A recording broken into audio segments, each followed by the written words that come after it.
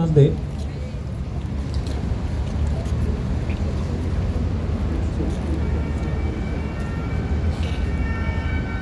Mesdames et messieurs, cette cérémonie d'hommage et de recueillement qui nous rassemble devant ce mémorial national est dédiée à la mémoire des victimes oranaises du 5 juillet 1962 et à celle de tous les civils, militaires et harkis tombés en Algérie ou enlevés et disparus. Nous ne manquerons pas d'avoir une pensée pour nos morts restés en notre terre d'Algérie. Deux interventions sont prévues. Celle de M. Jean-Félix Vallat, président de la Maison des agriculteurs et des Français d'Afrique du Nord. Celle de Mme Colette Gratier du COSADER, présidente du groupe de recherche des disparus français en Algérie. Nous procéderons ensuite au dépôt des gerbes, qui sera suivi de celle de Mme Patricia Miralles, secrétaire d'État auprès du ministre de la Défense, chargée des anciens combattants et de la mémoire, par M. Thierry Laurent, directeur de cabinet. Nous entendrons alors la sonnerie aux morts et observerons une minute de silence. Éclatera enfin la Marseillaise, suivie du chant des Africains. Les autorités pourront alors remercier les porte-drapeaux et s'entretenir avec l'assistance. Merci de votre attention. Veuillez penser à éteindre vos portables, s'il vous plaît. Je passe maintenant la parole à M. Jean-Félix Vallat, président de la Maison des agriculteurs et des Français d'Algérie.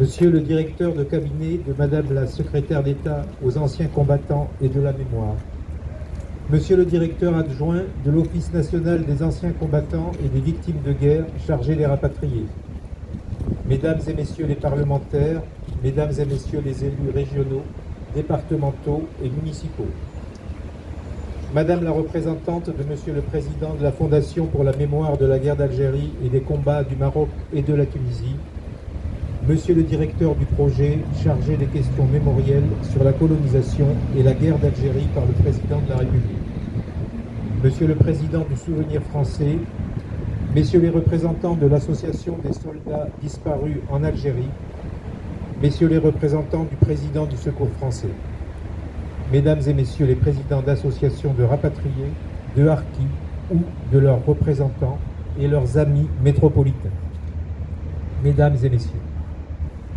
mal nommer les choses ajoute au malheur du monde, écrivait Albert Camus. Décidément, oui, c'est mal nommer les choses.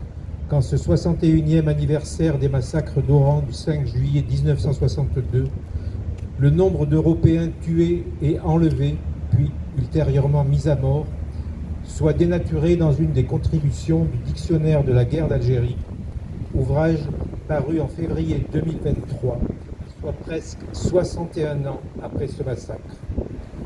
Je le dis en reconnaissant que cet opus comporte de nombreux passages objectifs, comme dans la contribution Pied Noir, page 944, dans laquelle il est écrit que les intéressés, je cite, souffraient de stéréotypes grossiers, les présentant comme des parvenus racistes, des gouailleurs à la culture douteuse. Ces représentations caricaturales envahirent les productions cinématographiques et télévisuelles jusqu'au tournant de la décennie 90. En revanche, l'article 5 juillet 1962 Oran, du même opus, sous l'apparence d'une description consciencieuse de cette tragédie, comporte des chiffres scandaleusement minorés, pages 250 à 253. Son auteur, l'archiviste algérien Fouad Soufi, s'approprie un bilan de 101 morts, 25 Européens et 76 Algériens, et de 145 blessés, 105 Algériens et 40 Européens. À ces chiffres, écrit-il, il faut ajouter les personnes enlevées, assassinées et inhumées clandestinement. Pour lui, l'absence de nombreuses archives ne permettrait pas un bilan victimaire exact. En premier lieu, les autorités algériennes disposent d'un rapport du Comité international de la Croix-Rouge en date du 25 octobre 1963 sur la recherche des personnes disparues depuis le 19 mars 62, qui fait état de 300 disparitions à Oran, dont 250 entre le 5 et le 7 juillet 62. Selon le CICR, 70% de ces personnes sont décédées et 20% présumées décédées. Ce même rapport comporte une annexe reprenant le compte rendu des unités de l'armée française sur ces tragiques événements. Il y est notamment précisé que le 5 juillet, entre 0 et 15 heures, une foule, je cite, ayant perdu tout contrôle, massacre sur place les Européens et s'acharne sur les cadavres, ainsi que le prouvent les observations rapportées ci-dessus et l'état des corps déposés à la morgue. Fin de citation. En second lieu, à supposer, comme il est probable, que M. Souad Soufi ait été interdit d'accéder aux archives algériennes, donc au rapport du CICR, en raison de l'ostracisme mémoriel des autorités de ce pays. Il ne pouvait ignorer les travaux de Jean-Jacques Jordi, historien français reconnu. Dans son rapport de décembre 2020, remis à Mme Darrieussecq, ministre déléguée chargée des anciens combattants et de la mémoire, il cite M. Soufi parmi les chercheurs à l'origine des chiffres de la guerre d'Algérie. Dans ce rapport, M. Jordi évalue à 450 le nombre d'Européens tués par le FLN de juillet 62 à Oran et dans les campagnes jusqu'en novembre 1962. Cette évaluation confirme celle déjà donnée dans son livre « Un silence d'État », Les disparus européens de la guerre d'Algérie, édition Soteca, octobre 2014, mais portant sur une période plus restreinte, du 26 juin au 10 juillet 62, 353 personnes disparues et 326 personnes décédées, soit un total de 679 victimes. Dès lors, les données résultant du rapport du CICR, 300 disparitions et plusieurs centaines de tués, et des travaux de M. Jordi, sont largement concordants. M. Fouad Soufi a donc manqué au devoir auquel est astreint tout chercheur ou tout honnête homme, l'utilisation de sources fiables et plurielles, fondant un diagnostic serein. L'intéressé voulait peut-être apporter sa caution à la phrase provocatrice prononcée à Oran le 19 juillet 62 par M. Ben Bella, 15 jours après le massacre du 5 juillet.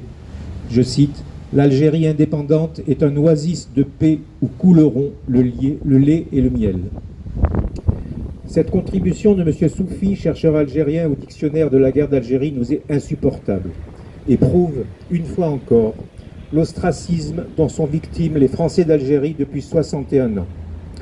Ostracisme de la part de l'Algérie, vivant sur cette rente mémorielle depuis 62. Pardonnez-moi d'utiliser une définition déjà exprimée par un autre que moi. En nous faisant injustement porter la responsabilité de l'impéritie de ces gouvernements successifs. C'est le représentant du Hirak en France qui déclare au Figaro que pour la très grande majorité des Algériens, le problème n'est plus la colonisation, c'est 60 ans de dictature du FLN qui ont gâché les chances d'une décolonisation heureuse.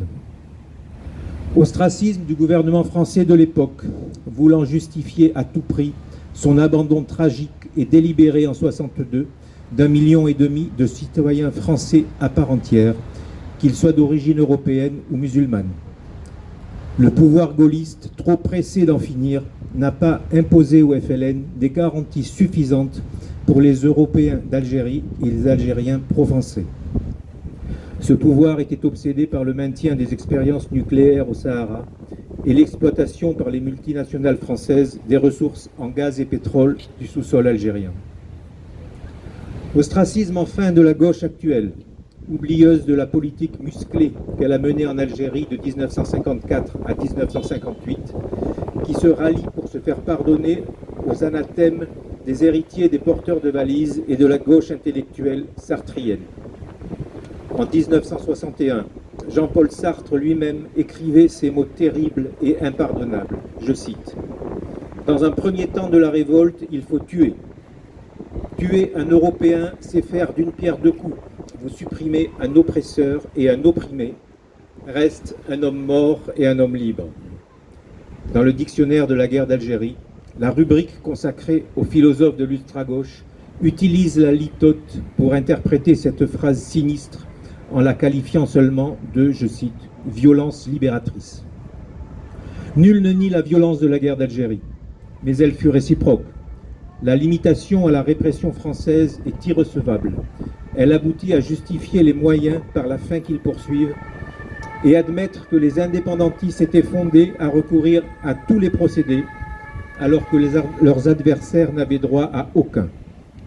La paix des mémoires ne peut reposer sur l'ostracisation de l'une d'entre elles.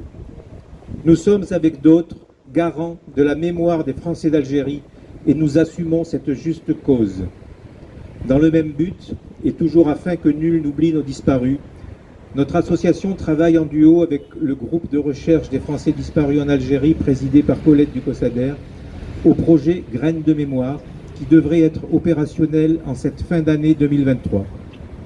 Ce projet consiste en la création d'un lieu de mémoire virtuel qui permettra aux familles des disparus civils et militaires de la guerre d'Algérie de les aider à faire leur deuil.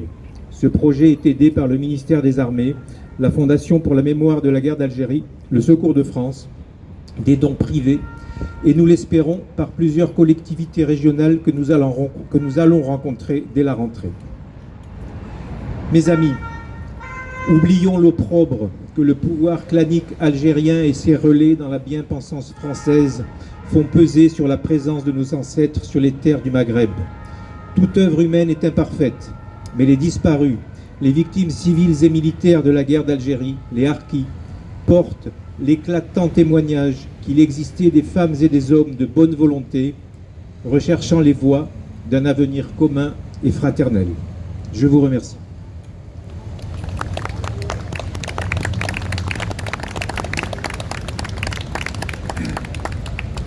La parole est à Madame Colette Gratier-Ducossader, présidente du groupe de recherche des Français disparus en Algérie.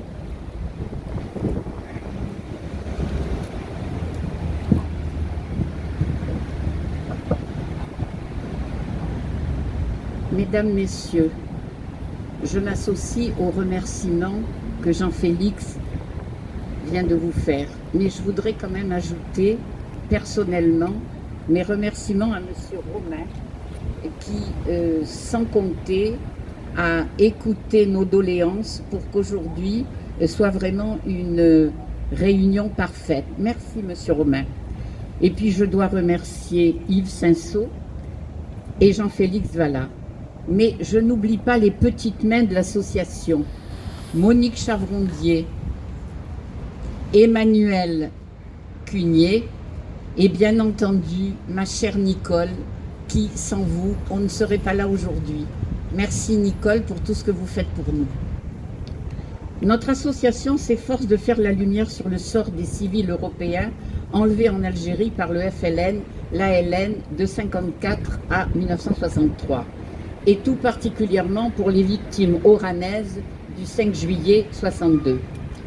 Le GRFDA que je représente et la MAFA, dont je suis aussi vice-présidente, apporte un soutien aux familles qui réclament la vérité sur le sort réservé à leurs parents enlevés.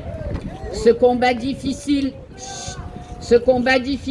a commencé dès les premiers instants qui ont suivi la disparition. Les travaux des historiens se poursuivent toujours et les archives sont enfin ouvertes. Travail long, difficile. Les démarches administratives des familles durant des années, les actions des associations, dont l'Enfanoma dès 1963, comme les travaux des historiens, se sont déroulées dans la plus grande indifférence des pouvoirs publics, des médias et de la presse. Ce qui constituera une véritable chape de plomb sur ce douloureux dossier. Les familles et les associations étaient guidées par la recherche de la vérité et tout particulièrement sur le droit de savoir ce qu'il était advenu des 1700 civils portés disparus et des 652 militaires. Depuis très peu de temps, nous avons constaté un début de reconnaissance.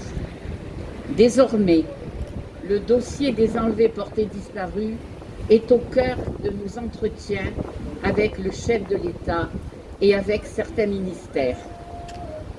Cette première partie de notre combat, c'est la reconnaissance de l'existence des disparus.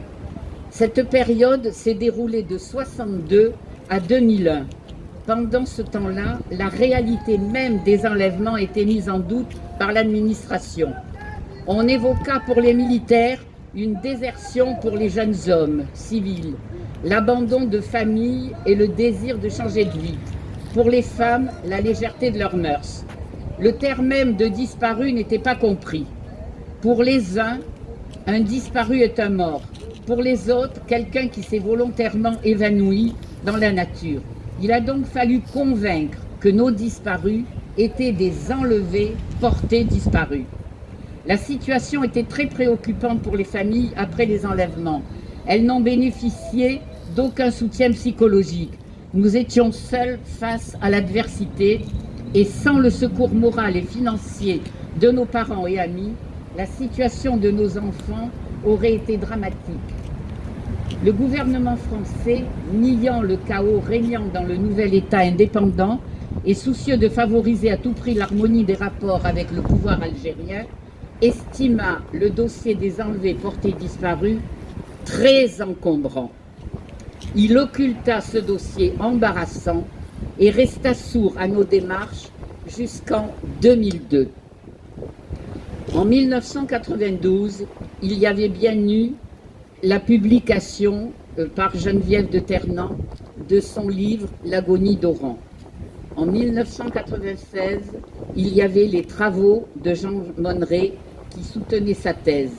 Il est un des premiers historiens à évoquer sur le plan historique des enlèvements systématiques pratiqués par le FLN après le 19 mars 62.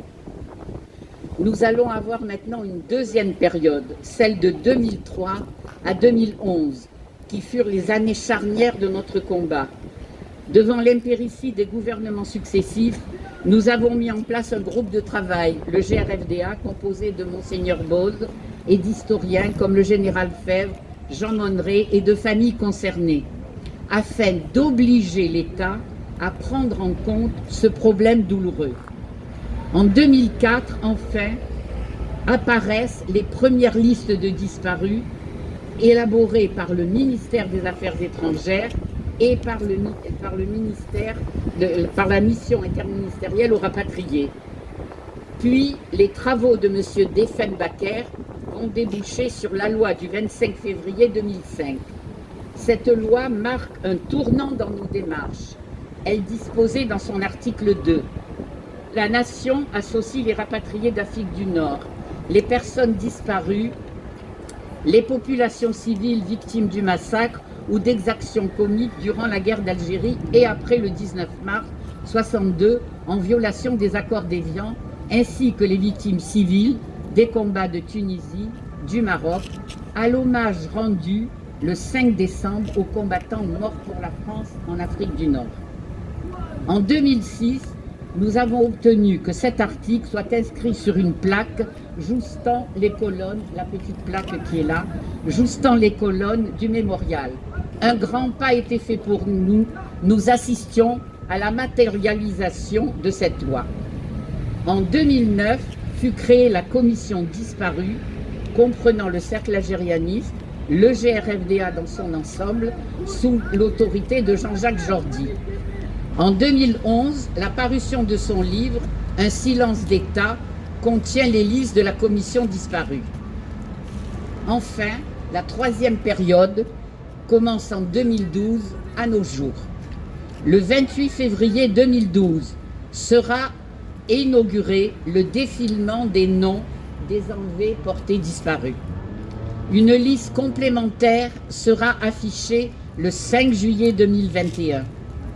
1700 noms de civils sont désormais officiellement reconnus. Une gerbe sera déposée pour la première fois sur ce mémorial par Madame la directrice générale de l'ONAC-VG, représentant la ministre déléguée, Madame Darrieussecq, qui le 15 octobre 2021 nous informera que la liste des disparus civils était consultable sur le site du gouvernement Mémoire des hommes. Le 5 décembre 2021, le carton d'invitation aux cérémonies officielles stipulait « Journée nationale d'hommage aux morts pour la France, aux rapatriés, aux personnes disparues, aux victimes civiles pendant la guerre d'Algérie ». Le 16 janvier 2022, nous étions reçus au Palais de l'Élysée et chaque famille présente dans notre délégation a pu faire part de sa souffrance, toujours aussi vive, 60 ans après les faits. Le 5 juillet 2022, une gerbe de Monsieur le Président de la République sera déposée par Madame la Ministre, Madame Patricia Mirallès. Notre existence, nos revendications étaient enfin considérées. Le dossier des enlevés portés disparus, enfin traité en partie. On notera qu'en ce qui concerne les 652 militaires enlevés et portés disparus, une cérémonie s'est déroulée en août 2022 à Port-Vendre, sous l'égide de l'association Soldis, avec qui nous travaillons sur ces dossiers de disparition et les conséquences pour les familles. Après ce difficile et douloureux combat pour les listes solidement, indiscutablement établies, les noms défilent sur ce mémorial, véritable cénotaphe où de nombreuses familles viennent se recueillir, tout comme à Perpignan, devant le mur des disparus. Des questions sans réponse demeurent. Après tant d'années écoulées, nous pouvons encore nous interroger. Que sont devenus nos disparus? Comment sont-ils morts? Dans quel lieu reposent leurs dépouilles? Les parents, ceux qui survivent, bon nombre sont morts de chagrin, et les enfants sont toujours dans l'angoisse et l'incertitude. Le droit de savoir ce qu'il a devenu de l'être cher n'est pas respecté, droit reconnu internationalement. Le président de la République souhaite réconcilier les mémoires blessées de la guerre d'Algérie.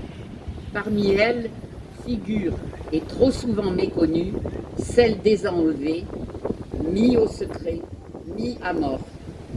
Souhaitons que tout soit mis en œuvre pour qu'en Algérie, la recherche des emplacements des dépouilles dans les fosses communes et les charniers soit menée à bien. Que soit respecté le droit de savoir des familles. Je vous remercie d'avoir écouté cette longue liste de dates qui montre bien la lente progression de notre action et l'aboutissement de nos efforts. Je vous remercie.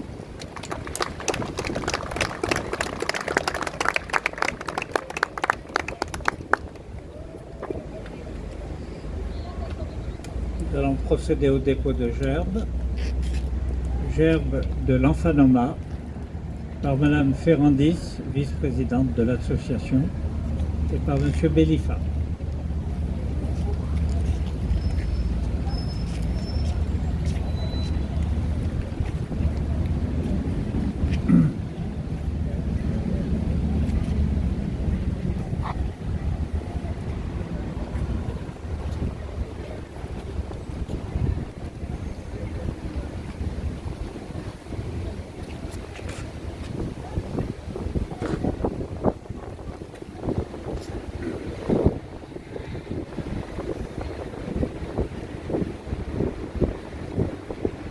Dépôt de gerbes de l'association Soldis Algérie pour la mémoire des militaires français portés disparus en Algérie par Monsieur le colonel Lagrange de l'Union nationale de l'arme blindée cavalerie et des chars.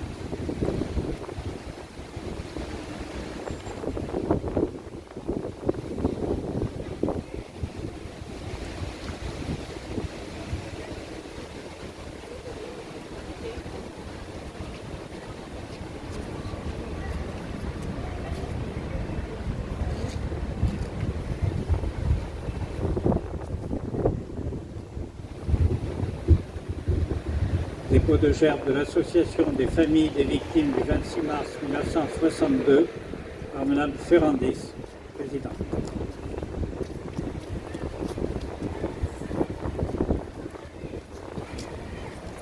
accompagné de Monsieur Paul Lang.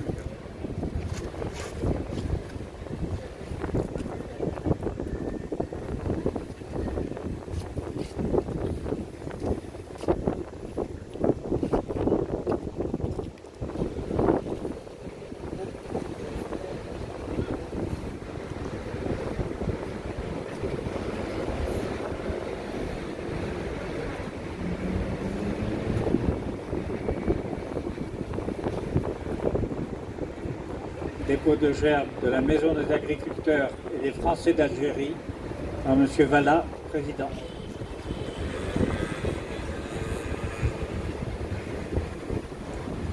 Et Mme Chacombier.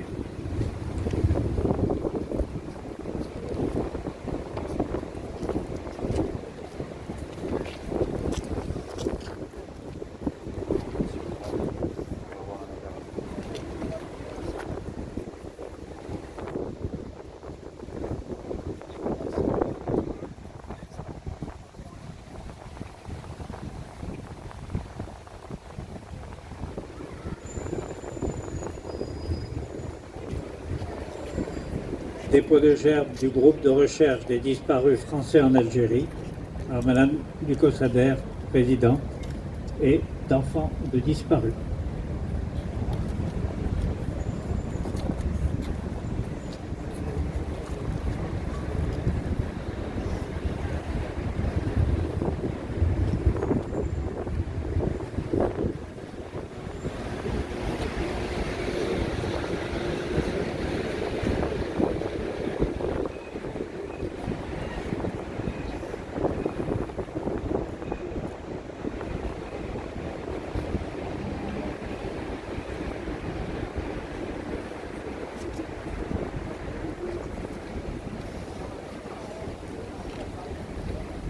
Dépôt de gerbe par Mme Edwige Diaz, députée de la Gironde, et M. José González, doyen de l'Assemblée nationale et député des Bouches-du-Rhône.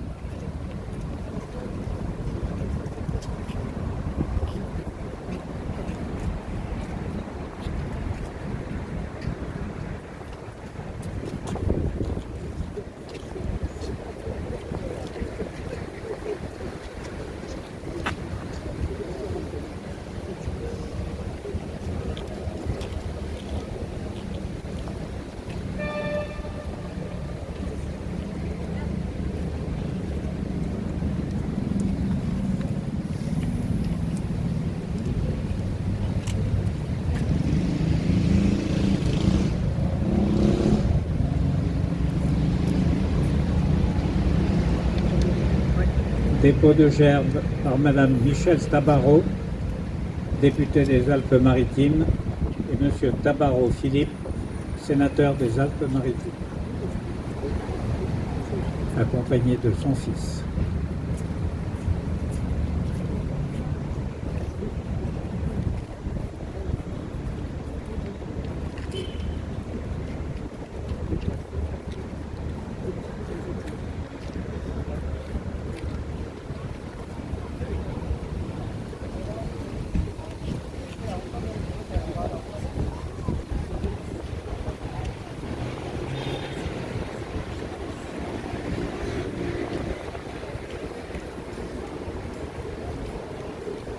Dépôt de gerbe de Mme Miralles Patricia, secrétaire d'État chargée des anciens combattants et de la mémoire, par M.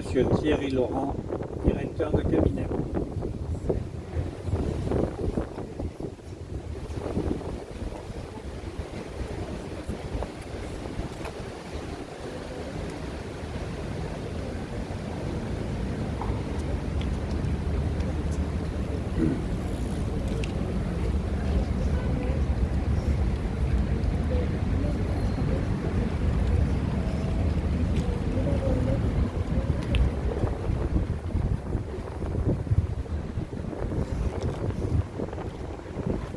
Au bord.